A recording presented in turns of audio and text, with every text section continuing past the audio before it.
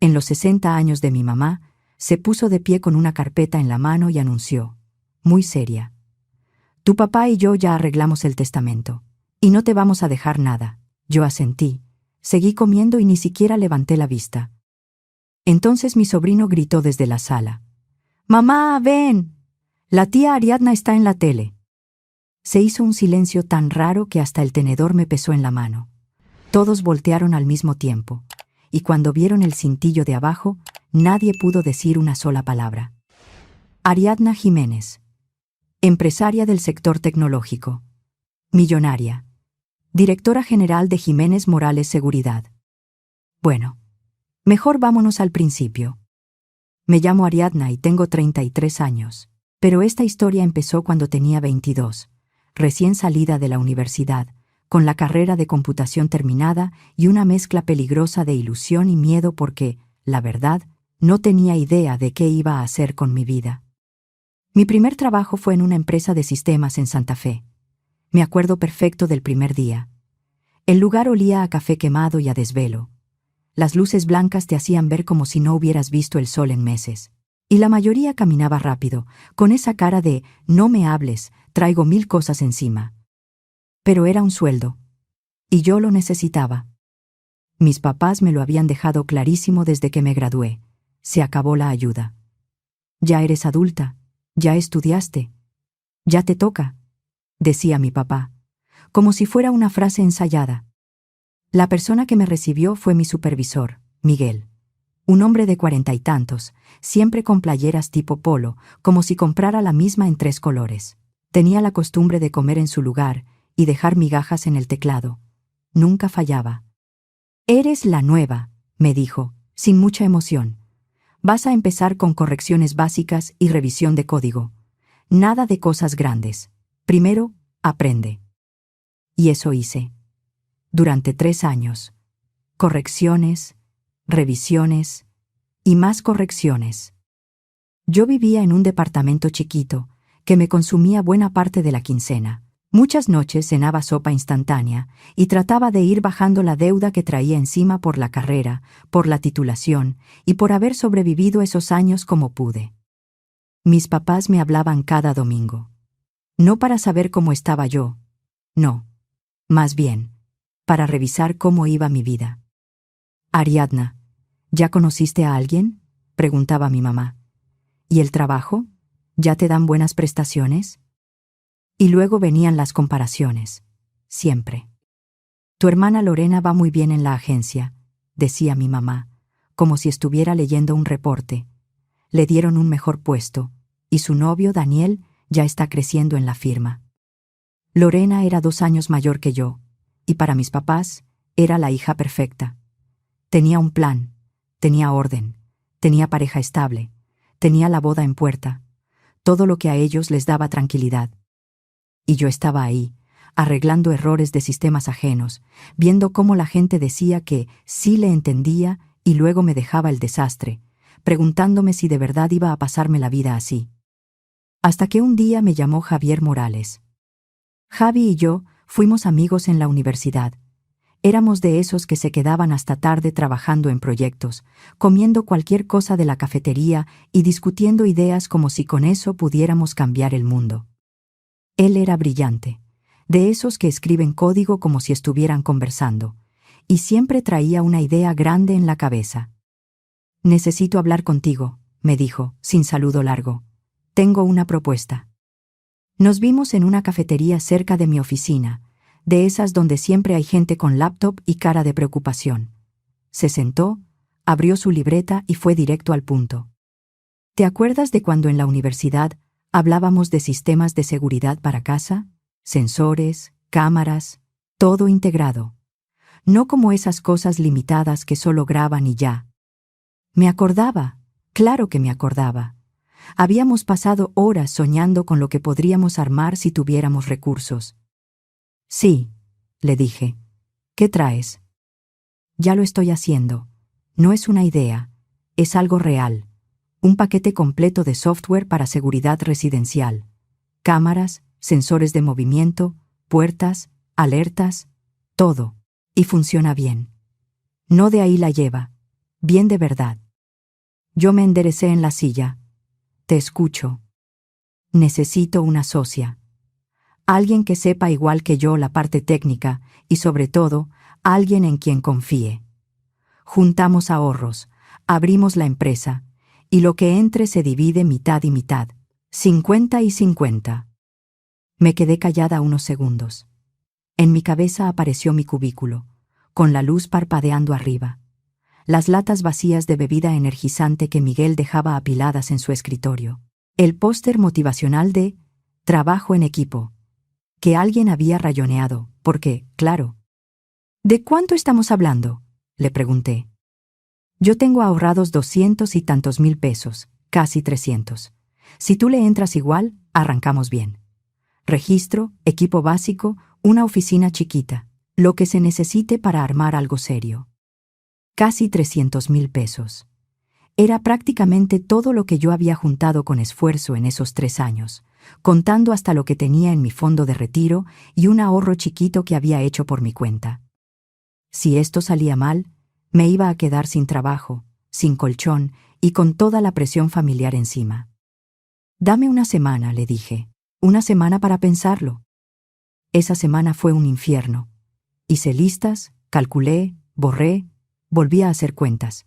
El camino seguro era quedarme en la empresa, aguantar, esperar un ascenso, seguir ahí y ya.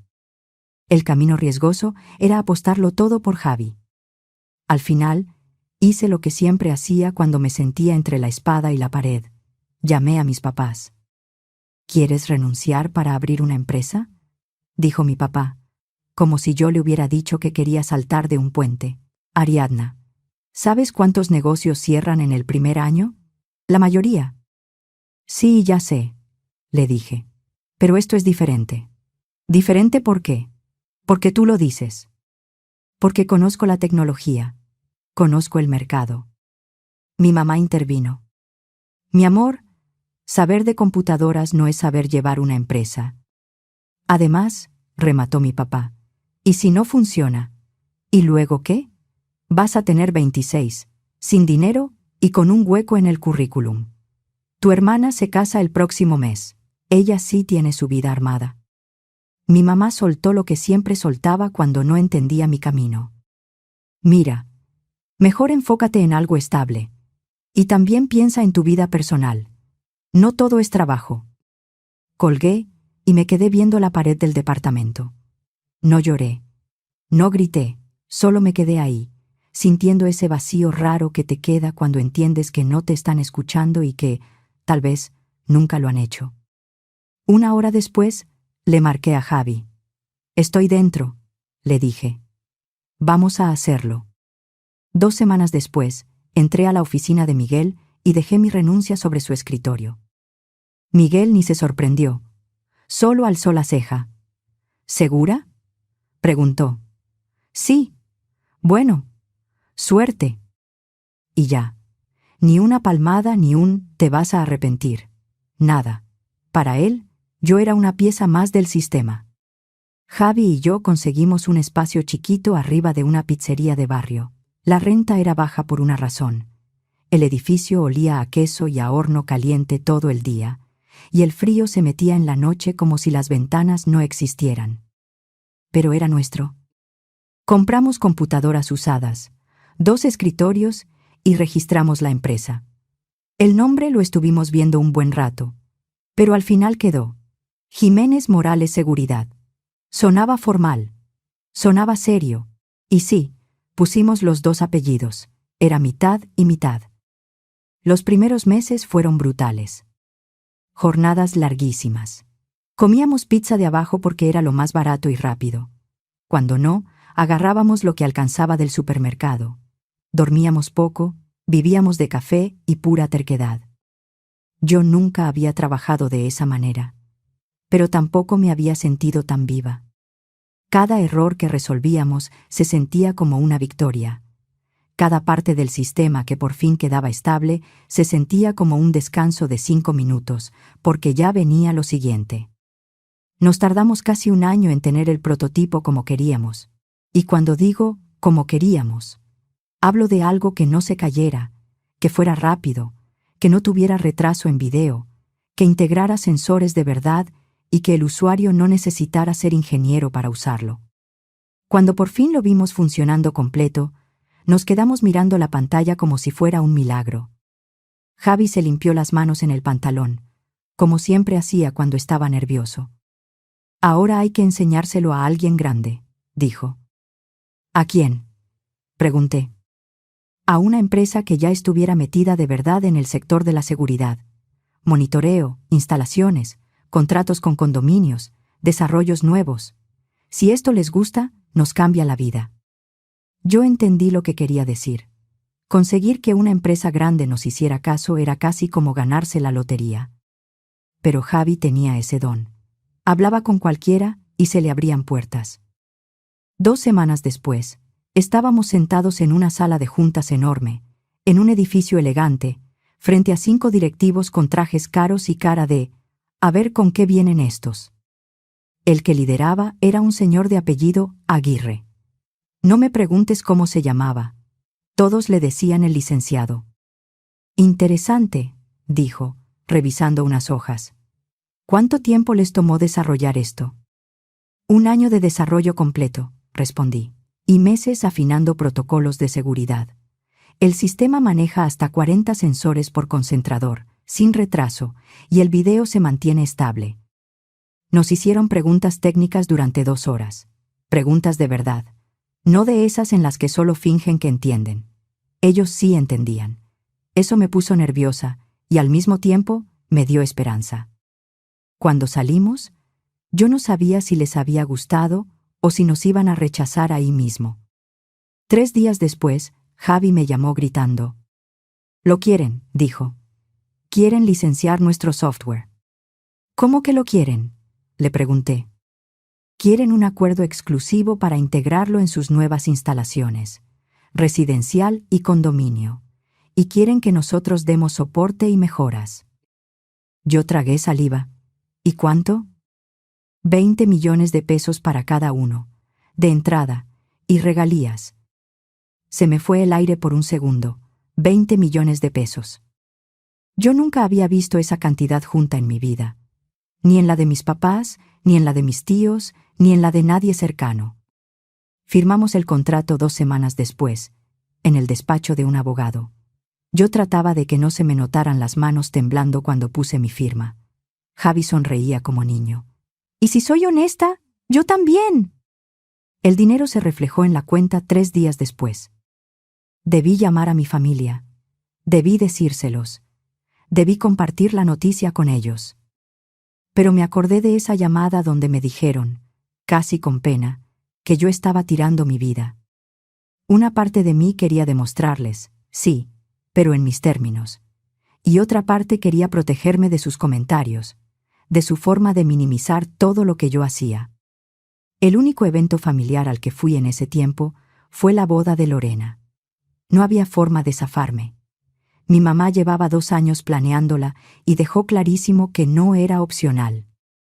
La boda fue exactamente como te imaginas. Iglesia grande, fotos por todos lados, salón elegante, mesa de regalos, gente opinando de todo. Lorena se veía perfecta en su vestido blanco. Daniel, su esposo, era contador. De esos que hablan de planear el futuro como si fuera un hobby. Traje bien planchado, sonrisa ensayada y un comentario para cada tema. Yo intenté pasar desapercibida, de verdad. Pero en una familia como la mía, no te dejan. ¿Y tú, Ariadna, sigues con eso de las computadoras?, me preguntó mi tía Margarita, con una sonrisa de lástima. Luego mi tío Roberto me agarró cerca de la barra de refrescos. «Mira, mija, todavía estás a tiempo de conseguir una buena pareja y sentar cabeza. No te estás haciendo más joven». Y mis papás peor, toda la noche lanzando comentarios chiquitos, como alfileres. «Deberías tomar un curso de negocios», dijo mi mamá, «porque estar ahí tecleando no es una carrera». Yo sonreía, asentía y contaba los minutos para irme. Esa noche decidí algo.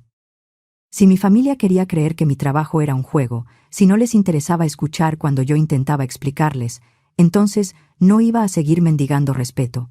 Me iba a alejar. Javi y yo seguimos trabajando como si nos fuera la vida. Con ese contrato, por primera vez, pudimos contratar personal. Rentamos una oficina de verdad, compramos equipo bueno, dejamos de vivir a base de pizza. Hay que crecer, decía Javi. Seguridad para negocios, sistemas para edificios, contratos grandes. Paso a paso, le decía yo. Primero hay que hacer esto sólido, impecable. Y esa decisión nos funcionó. Nuestro software se volvió el producto estrella de esa empresa. Las reseñas eran buenas, las instalaciones aumentaban. Luego se sumaron más licencias con otras compañías, más contratos de soporte, y crecer dejó de ser una promesa para volverse parte de la rutina. Para cuando cumplí 27, la empresa ya generaba varios millones al año. Yo me compré una casa en una zona bonita, un coche que no hiciera ruidos raros cada vez que frenaba, y por primera vez me fui de viaje sin andar contando cada peso. Me enteré de que Lorena tuvo un hijo. Le mandé una caja con ropa bonita para el bebé. Sin tarjeta, sin llamada, solo la caja. Para mí, eso era suficiente. Pasaron 4 años de crecimiento y calma, hasta que todo cambió. Javi empezó a sentirse cansado todo el tiempo. Luego bajó de peso. Después vinieron las citas médicas, los estudios y ese momento en el que sientes que la vida se te detiene. Me lo dijo un martes por la mañana, sentándose frente a mí en la oficina. Traía los ojos apagados. Es cáncer de páncreas, dijo. Etapa 4. Me están diciendo que, con suerte, 6 meses. Yo no recuerdo qué respondí. Creo que no respondí. Me quedé viéndolo, como si esas palabras no terminaran de entrarme. Javi murió 4 meses después. Tenía 30 años. El funeral fue lo más duro que he vivido. Su familia estaba destrozada, y yo también. Javi no era solo mi socio, era mi amigo, el único que entendía todo lo que habíamos construido. Después del servicio, su esposa, Sara, se me acercó. Todavía traía la cara mojada de llorar. Javi quería que te dijera algo, me dijo. Me pidió que hablara contigo de esto. Yo asentí, sin confiar en mi voz. Él quería que tú compraras su parte, dijo ella. No quería que su familia se metiera en el negocio. Quería que tú lo manejaras todo. Yo respiré hondo. Le compré a Javi su 50% en 120 millones de pesos. Así, de golpe, me convertí en la única dueña de Jiménez Morales Seguridad. Pensé en cambiarle el nombre. Lo pensé varias veces, pero no pude. Javi merecía que su nombre se quedara, aunque él ya no estuviera. Trabajar sola fue más pesado de lo que creí. Ya no tenía a nadie que me mirara y entendiera sin explicaciones.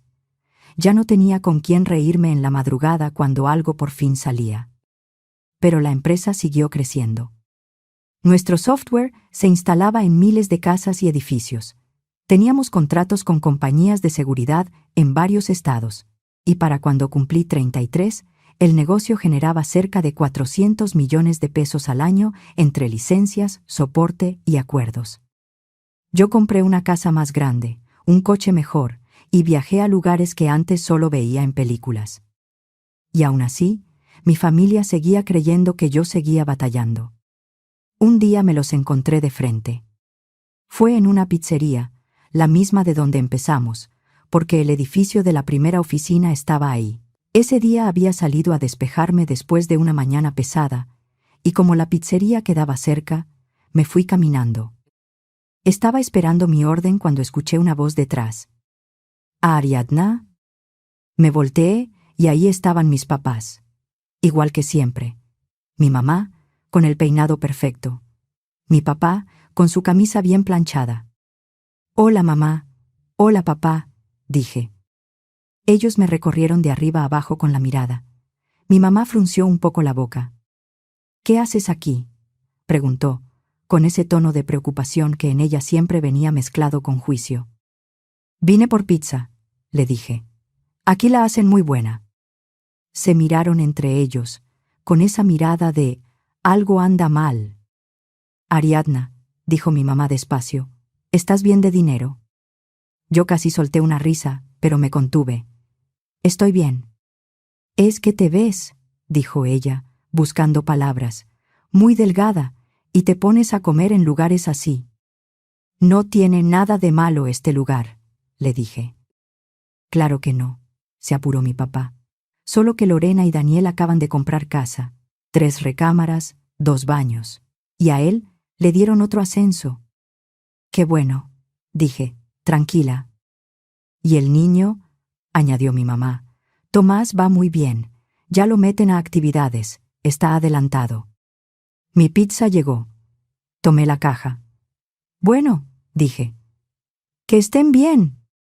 Me fui y pude sentir cómo me veían alejarme con esa decepción de siempre, como si yo fuera un caso perdido. 3 meses después, pasó algo peor. Yo salía de un centro de apoyo en el centro, uno que yo llevaba 2 años sosteniendo como principal donadora. Iba cada pocas semanas a revisar proyectos y hablar con la gente que coordinaba el lugar, sobre todo un programa de capacitación para el trabajo. Ese día acababa de hablar con Verónica, la directora del centro, sobre ampliar talleres, cuando salí a la banqueta y vi un coche conocido estacionado cerca. Era media tarde y el tráfico ya se estaba poniendo pesado. Lorena se bajó del lado del copiloto, impecable como siempre, con traje sastre y tacones. Daniel iba manejando, y atrás iba Tomás en su sillita. En ese tiempo, Tomás era un niño pequeño, de unos 4 años. Lorena se me quedó viendo, luego volteó al letrero del lugar y abrió los ojos. ¿Qué haces aquí?, preguntó. Yo miré el letrero, que decía claramente que era un centro de apoyo para personas en situación de calle. Vine a ver cómo va el programa, respondí. Ella hizo una pausa, y su cara cambió a algo que parecía lástima. Ariadna, dijo bajito, como si estuviera a punto de decirme un secreto, no me digas que estás viviendo aquí. Me tardé un segundo en entender. Luego entendí. ¿De verdad creía que yo estaba ahí porque no tenía dónde dormir? Lorena, dije, lo más tranquila que pude. Si algún día necesitara ayuda, sabría perfectamente a quién llamar. A ella se le iluminó la cara, como si eso confirmara su idea de que me estaba haciendo la fuerte. Claro, dijo, familia es familia. Mira, si ocupas, habla con mis papás. Ellos te ayudan. Y si quieres, Daniel puede ver si en su firma hay algo para ti. Siempre buscan gente para cosas básicas. Cuando se fueron, yo me quedé ahí, viendo cómo se alejaban. Y me dio por reírme. No de burla, de lo absurdo. Yo estaba ahí por elección, para revisar un lugar que yo sostenía. Y mi hermana me ofrecía una oportunidad de entrada, como si me estuviera haciendo un favor enorme. Pasaron 3 años más. Yo cumplí 33 en abril. Nadie me llamó, nadie me mandó mensaje, nadie se acordó de mí. Ya era normal. Lo celebraba con mi equipo o sola. Y aunque dolía, me acostumbré. Un mes después, sonó mi teléfono. Soy tu mamá, dijo una voz que casi no reconocí, después de tantos años de no hablar de verdad. Voy a hacer mi fiesta de 60 en 2 semanas. Sábado en la noche, aquí en la casa. Va a venir Lorena con Daniel y Tomás y varios familiares. Quiero que vengas. Yo me quedé callada, sorprendida por la invitación. Y entonces añadió, cambiando el tono. Y por favor, vístete bien. Ponte algo decente. Nada de ropa de segunda mano. Colgó, y yo solté una carcajada en mi sala. Después de todo, seguía pensando que yo estaba mal. 2 semanas después, me puse un vestido negro sencillo, de esos que no presumen marca, pero cuestan más de lo que mucha gente paga de renta. Pedí un taxi y fui a la casa de mis papás. Tenía años sin entrar ahí. La casa estaba llena, familiares por todos lados, tías que no veía desde quién sabe cuándo, primos que solo aparecen cuando hay comida de por medio. En cuanto crucé la puerta, me rodearon como si yo fuera un caso urgente. ¡Ay, Ariadna! ¿Cómo estás aguantando?, me dijo mi tía Margarita, mirándome con cara de tragedia. «Te ves muy delgadita», dijo otra tía. «¿Sí comes?» Mi tío Roberto me dio una palmada en el hombro.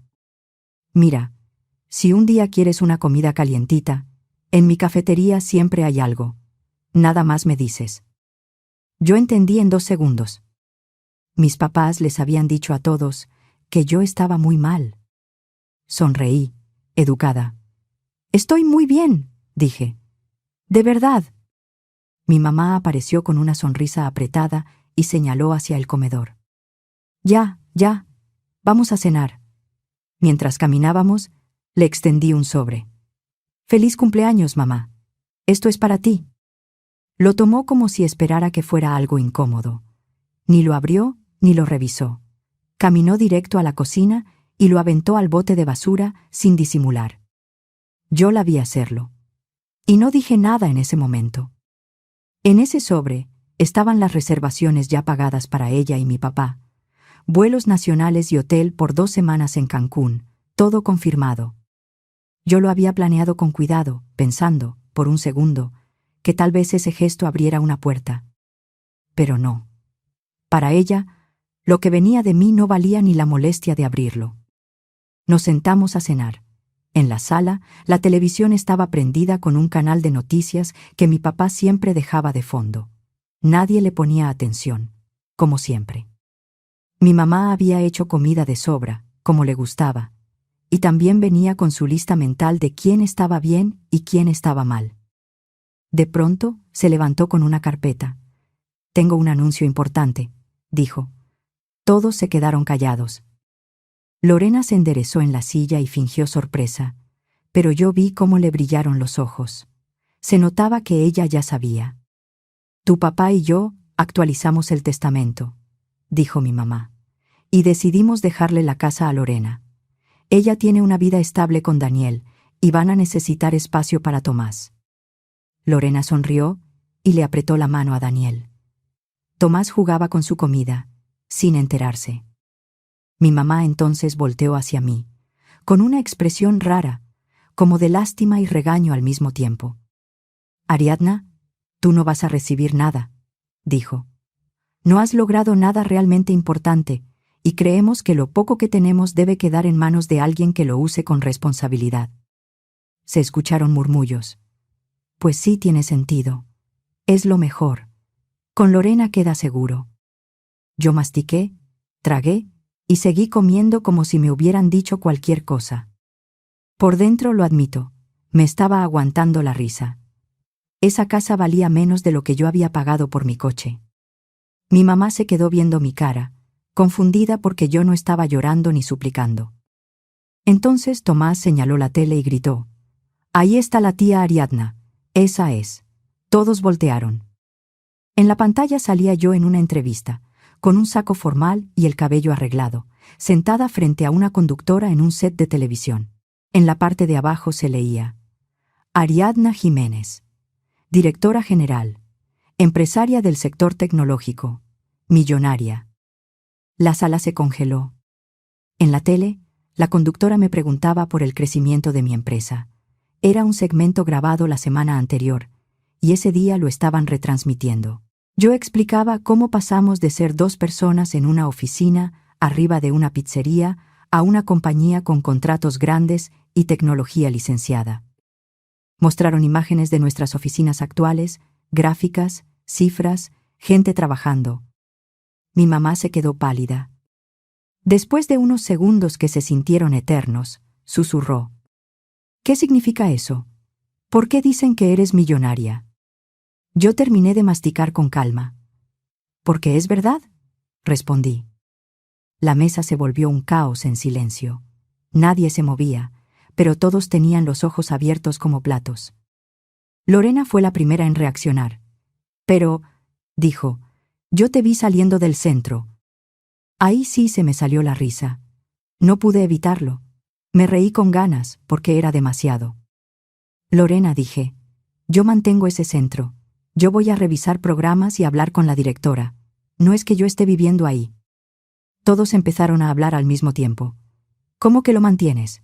¿Y la empresa? ¿Cuánto ganas?» Mi mamá cambió de tono al instante, como si hubiera encontrado el botón correcto. Mi amor, esto es una maravilla, dijo. Tenemos que celebrar.